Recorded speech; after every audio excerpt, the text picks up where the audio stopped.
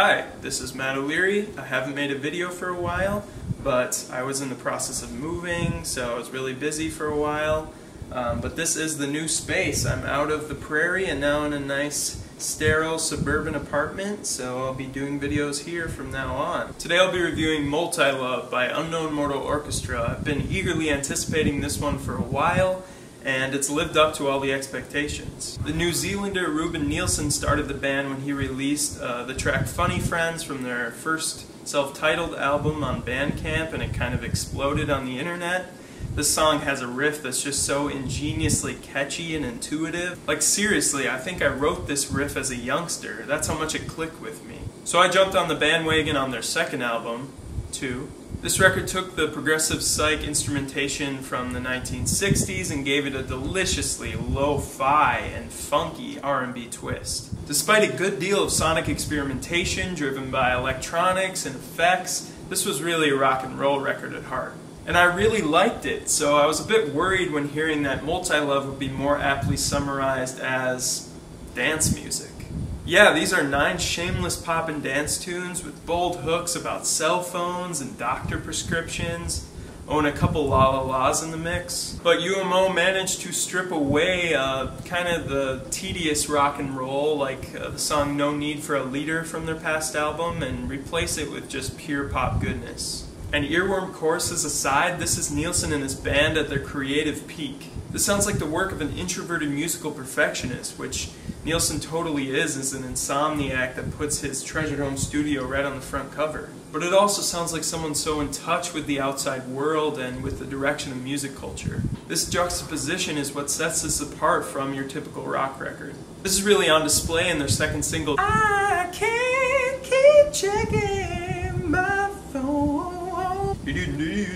The song starts with this melancholic and medieval brass line that sounds almost Spanish, like something straight out of Don Quixote. Then it breaks into this jangly and playful clapping disco beat. Actually describing this almost takes the fun out of it.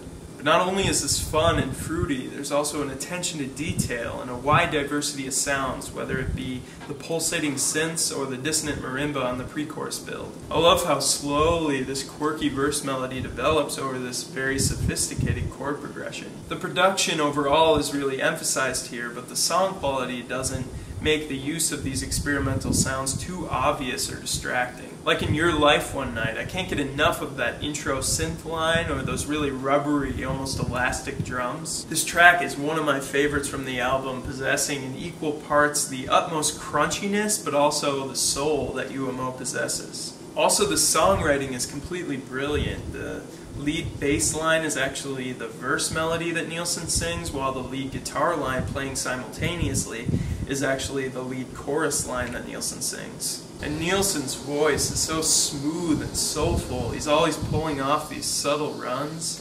Reminds me a lot of Prince, but further down the drug-induced rabbit hole. Despite his chops as a singer, Nielsen only really ever isolates his voice on the opening track, Multi-Love. Instead, he mixes it as part of the overall ensemble of sound.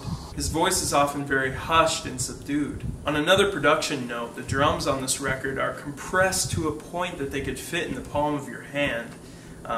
This is evident really on the whole record, but especially on the blissful Like Acid Rain or the incredibly groovy The World Is Crowded. Those hip-hop snare rolls, Ruben Nielsen also bought and rebuilt a bunch of synths on his own, and these show up in solos all over the place, but specifically on the song Stage or Screen or Necessary Evil. As far as the lyrical themes on this record, it's actually a really interesting backstory about Ruben Nielsen and this polyamorous relationship that he had with another woman and his wife, which I do not support or suggest at all.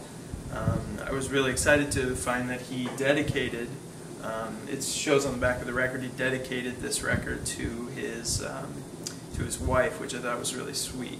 These are 9 love songs, but not in the typical sense. Instead, Nielsen is exploring the different facets of a romantic relationship, with each song occupying a different emotional state. Whether it be the short-lived infatuation in Your Life One Night, the claustrophobic nature of a relationship you feel smothered by in The World Is Crowded, or the difficulty with maintaining a relationship while someone in the spotlight on the song Extreme Wealth and Casual Cruelty. This is a really strange track production-wise, but it's also one of my favorites on the album. I love the vagueness of the line, if we were just strangers, then we would fall in love again. I absolutely adore this stony, gravelly, distorted vocal effect on this song, along with that sax solo, which is just a gorgeous climactic moment. Nilsson's father actually played this sax line and the lead part on the extremely catchy Necessary Evil.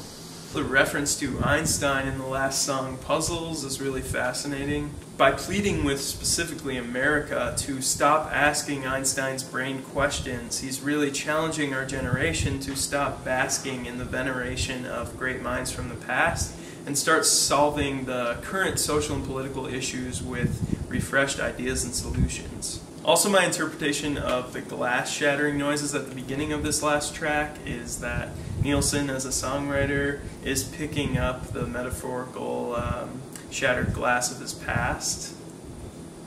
Anyway, this is the most succinct but also dense record of UMO's career, and one that is probably one of my favorites of the year so far. I think music fans all across the board will enjoy this. If you just like catchy pop music, you'll really love this, but also if you enjoy more sophisticated, more in-depth production and songwriting, I think you'll really love this too. There's really something for everyone.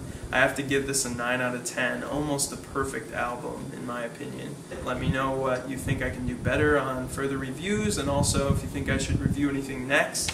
Hopefully next I'll be releasing a video on a ton of new music that I was listening to in May. So yeah, that's it. Thank you so much for watching. Ooh, the world is crowded. Oh, did your doctor prescribe me for what